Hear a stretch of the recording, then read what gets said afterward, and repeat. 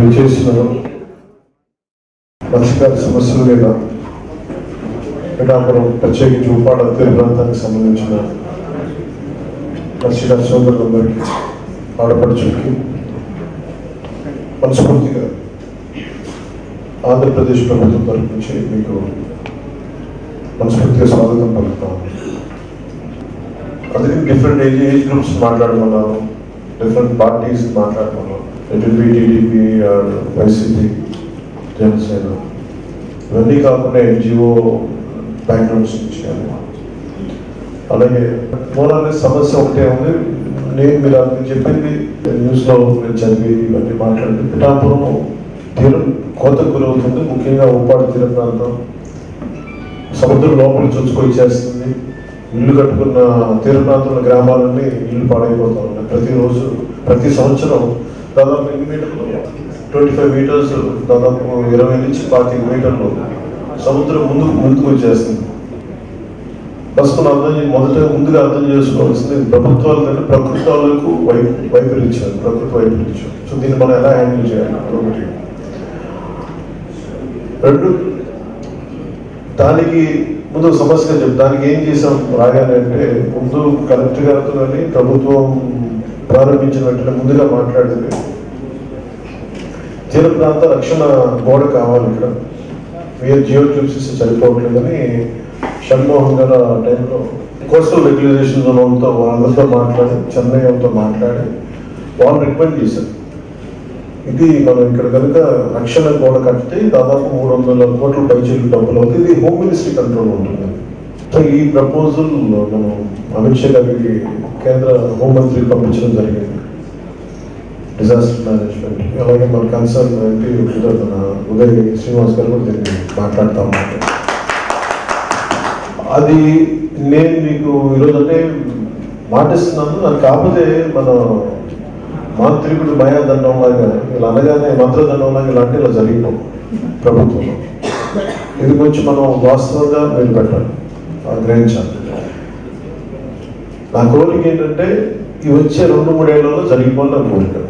ఆ రక్షణ ప్రాంతం, ఆ రక్షణ కవచంగా గోడను కడితే మటుకు మనకు ఒక కనీసం ఒక 40 నుంచి 50 సంవత్సరాల వరకు, 50 సంవత్సరాలు అన్నారు కానీ ఇంకా నేను అంత ముందుకు వెళ్ళట్లేదు, కనీసం 40 నుంచి 50 సంవత్సరాల వరకు మనకి ప్రాంత రక్షణ ఉంటుంది. ఇది మేజర్గా అది ముందుకు జరుగుతుంది, ఖచ్చితంగా చేస్తాం. ఈ లోపు ఏం చేసామంటే దాదాపు 6 కోట్లతోటి ముందు రాళ్లతోటి ప్రారంభించడం స్టార్ట్ చేసాం.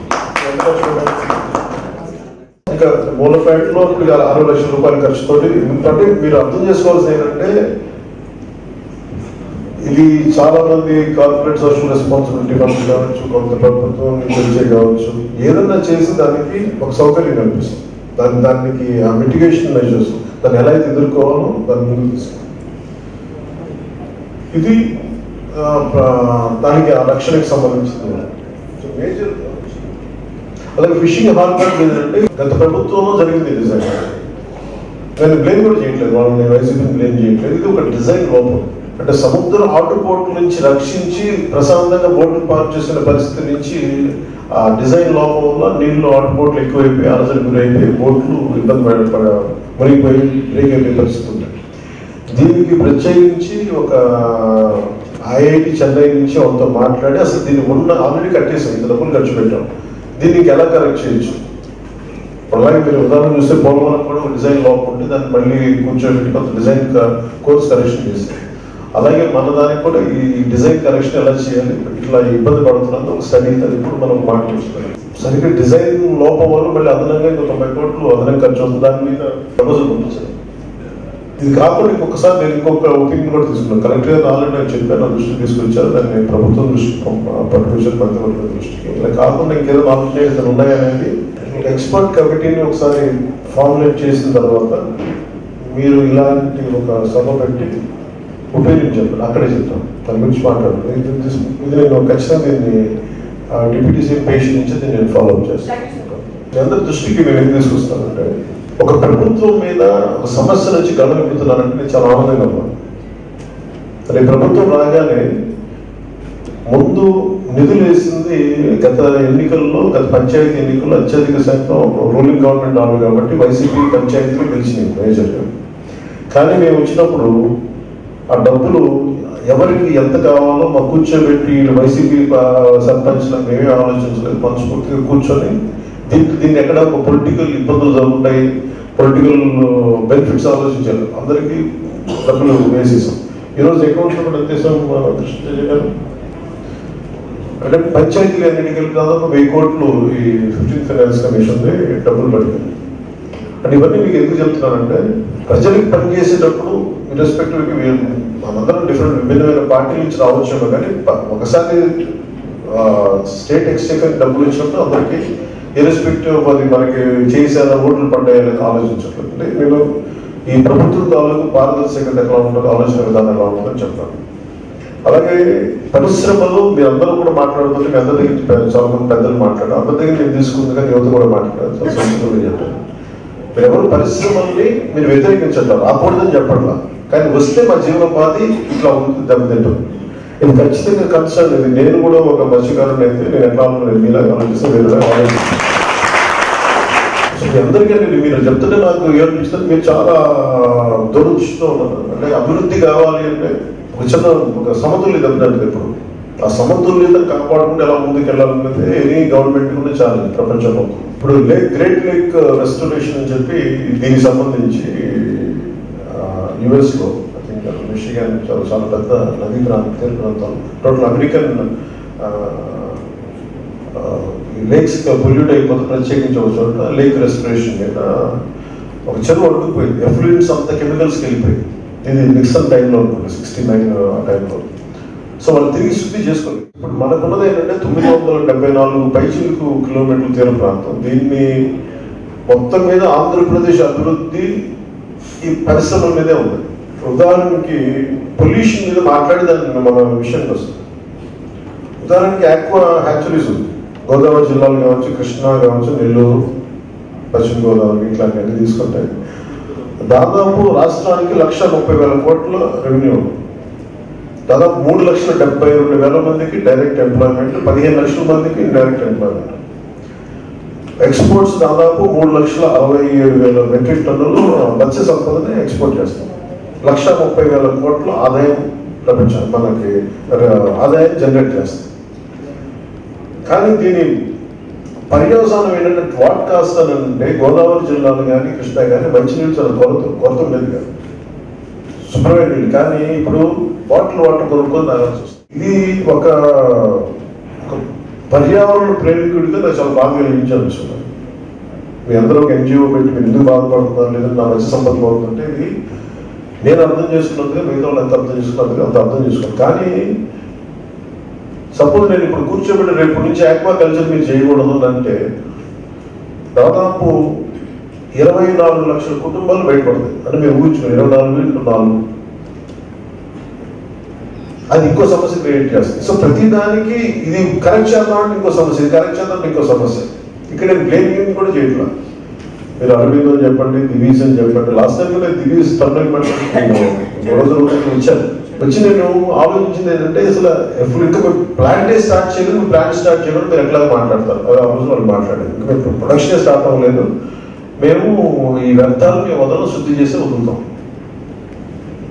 ఒకటి నేను ఇంత నుంచి ఎక్కువ మాట్లాడితే ఏం చేయమంటానంటే నువ్వు పరిశ్రమ బాగకూడదని కోరుకుంటున్నావు, లేదంటే నువ్వు కమ్యూనిస్ట్లా ఒక నక్సలైట్లా తయారయ్యావు, కమ్యూనిస్ట్లా తయారయ్యావు.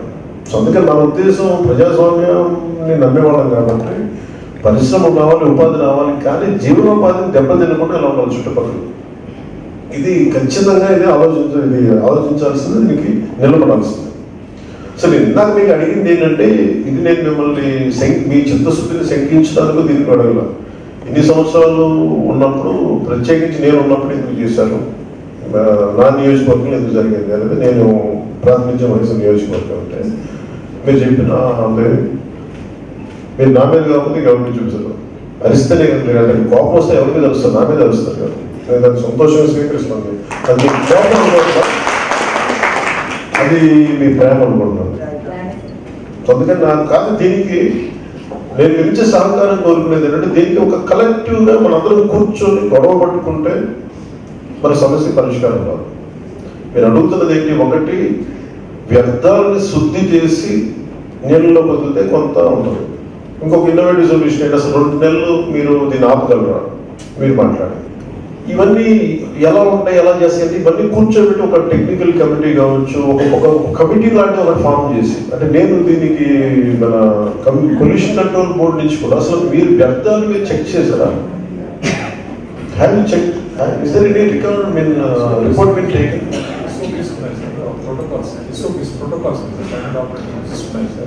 అది పొల్యూషన్ ఆఫీషియల్స్ ఇండస్ట్రీస్ అన్ని కూడా బిఫోర్ రిలీజింగ్ అది స్టాండర్డ్స్ ప్రకారం ఉంటేనే వాళ్ళు రిలీజ్ చేస్తారు. అది మనము బిఫోర్ డిశ్చార్జ్ చేస్తున్నాం సార్. బట్ ఆఫ్టర్ డిశ్చార్జ్ కూడా పోస్ట్ మానిటరింగ్ కూడా మనం స్ట్రెంగ్ అదే నేను ఒక అరవిందోను ఒక దివేసిన కాదు, కానీ it is a collective responsibility, మనందరికీ కూడా ఉమ్మడి బాధ్యత. పరిశ్రమల్ని పారిశ్రామికవేత్తల్ని భయపెట్టడం, లేదా ఇంతకు ముందు ప్రభుత్వాలు జరిగినట్టుగా పారిశ్రామికవేత్తలు భయపెట్టి మీరు వ్యర్థాలు వదిలేస్తారు, ఇట్లా జరిగిపోతుందని చెప్పి వాళ్ళని భయపెట్టు బ్లాక్మెయిల్ చేసి డబ్బులు తీసుకొని మళ్ళీ సమస్యను గాలి వదిలేసి మళ్ళీ 5 సంవత్సరాల తర్వాత మళ్ళీ ఇట్లా రావడం, వాటికి వెళ్ళట్లేదు. నేను సమస్యను అలా చూడట్లా. ఖచ్చితంగా నేను పరిష్కారం వెతకాల్సింది. ఎలా ఎత్తగాలి ఏంటి అనేది కూర్చోబెట్టి ఒకటి నేను ప్రతిపాదిస్తున్న కలెక్టర్ గారికి కూడా అసలు ఎంత వ్యర్థాలు వెళ్తున్నాయి దీంట్లోకి.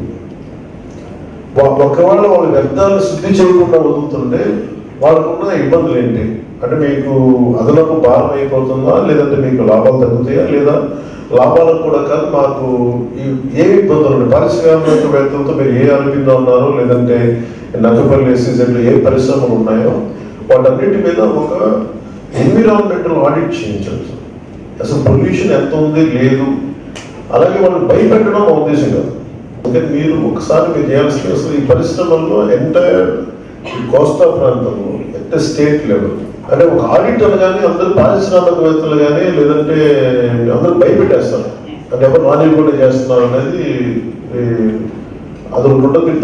దాన్ని కాదు, ఇది భయపెట్టడానికి కాదు. అసలు బేసిక్ గా ఎక్కడ పరిశ్రమ పెట్టినా ఎంత కాలుష్యం ఉంటుంది, కాలుష్యం లేకుండా పరిశ్రమ ఉండదు.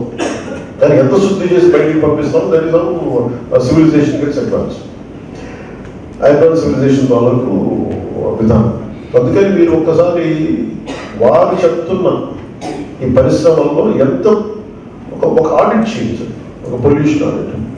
అది కూడా మీరు ఒక స్టిప్యులేటెడ్ టైంలోనే వెంటనే మరీ ఒక నెల కాకుండా అసలు ఒక ప్రైమరీ రిపోర్ట్ ఒక ఎప్పుడు ఇవ్వగలుగుతున్నారు.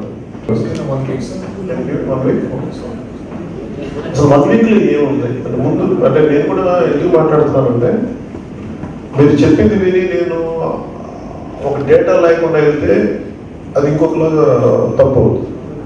అంటే నేను ఏమెదుగుతున్నానో చెప్తాను. మీకు ఒక పర్మనెంట్ సొల్యూషన్ కావాలి. మన ఊళ్ళు వదులుకొని మన వాకిలు వదులుకొని మనం వెళ్ళకూడదు, ఇక్కడే ఉండాలి. కానీ ఎంత ఈ పొల్యూషన్కి మనం తగ్గించబడద్దా, ఏం చేయాలి, ఎలా చేయాలనే దాని గురించి నేను అవగాహన చేసుకోవడానికి ఒక రిపోర్ట్ అడుగుతాను. దానికోసం బై ఈరోజు డేట్ ఎంత, ఈరోజు 9th, ఎప్పుడు బై 14th వాడ ప్రాంతంలో ఏ ఫ్లూయిడ్స్ వాళ్ళు యూజ్ చేస్తున్నారో దాని మీద ఒక ఆడిట్ చేయించాలి. అలాగే నేను ఒక 3 రోజుల తర్వాత శరవణన్ గారు ఈ రిపోర్ట్ చేసే లోపు మీరు చెప్పినట్టుగా ఈ సముద్రంలో విజిబుల్ గా కనిపిస్తుందని అడిగారు. పొల్యూషన్ ఎట్లా కనిపిస్తుంది అంటే, నేను ఒక షణ్మోహన్ గారితో మాట్లాడి ఒక లెస్ దెన్ ఒక 3-4 రోజుల్లోపే నేను ఒక బోట్ విజిట్ చేస్తాను. అసలు ఎక్కడ ఉంది ఏంటంటే దీని మీద కూర్చుంటాను. అంటే నేను ఇక్కడ కూర్చొని మీరు పడే చేపలు మత్స్య సంపద పోతుందంటే నేను మీతో పాటు పడవల్లో ఎక్కి ఒకసారి వచ్చి చూస్తే మీకు చూపించాను. నాకు అదొకటి అర్థం అవుతుంది. నేను ఒక 3 రోజుల తర్వాత 2 రోజుల తర్వాత కరెక్ట్గా ఒకసారి షెడ్యూల్ చూసి ప్లస్ 3 days లోపే యాక్చువల్ రేపు వెళ్ళి కూడా రేపు నా క్యాబినెట్ మీటింగ్ ఉండటం వల్ల నాకు కంటిన్యూ చేసేవాడిని, రేపే విజిట్ చేసేవాడిని. అందుకని మీకు నేను ఇచ్చే మాట ఏంటంటే, దీనికి ఒక పర్మనెంట్ సొల్యూషన్ అయితే వెతుకు అవసరం. ఇది మన ఆంధ్రప్రదేశ్, ఎందుకంటే మనం clean and green AP, happy ఏపీని ముఖ్యమంత్రి గారు, గౌరవ ముఖ్యమంత్రి గారు పదే చెప్తా ఉంటారు. మీరు బాధపడతా ఒక మిగతా వాళ్ళందరూ ఆనందంగా మీరు బాధపడితే మీరు ఏడుస్తూ ఉంటే దట్ ఇస్ నాట్ కైండ్. అలాంటి ఆంధ్రప్రదేశ్ని ఎవరు కోరుకోవడం. అభివృద్ధితో మీరు ఆనందంతో ఆంధ్రప్రదేశ్కి ఎవరు కోరుకున్నారు కాబట్టి నేను ముందస్తుగా మీకు ఇచ్చేది పరిశ్రమల్ని పొల్యూషన్స్ ఎలా ఉన్నాయి, అసలు ఆ ప్రభావం ఎట్లా ఉంది. ఇందాక మీరు అన్నట్టు అక్కడెక్కడ వైజాగ్ నుంచి వచ్చినాయి కూడా ఇటువైపే వస్తుందని చెప్పారు. సో అది ఏంటని ఒకసారి ప్రత్యక్షంగా నేను ఒకసారి చూస్తాను అధికారులతో కూర్చొని. రెండు అధికారులు దీని మీద ఆడిట్ చేస్తారు, పొల్యూషన్ ఆడిట్ చేస్తారు. చెప్పినప్పుడు ఇది ఎఫ్లూయెంట్ ట్రీట్మెంట్ ప్లాంట్ ఎంత ఇంపాక్ట్ఫుల్గా ఉన్నాయి. అలాగే మీరు చెప్పింది ఏంటంటే చిన్న చిన్న పరిశ్రమలు చాలా ఉన్నాయి. వాళ్ళు ఏంటంటే వాళ్ళు ఉదాహరణకి మొన్న ఇక్కడ కూడా ఒక యాక్వా ఫ్యాక్టరీ మనం ఆపాం. ఇదే మన కలెక్టరేట్లో కూర్చొని మనం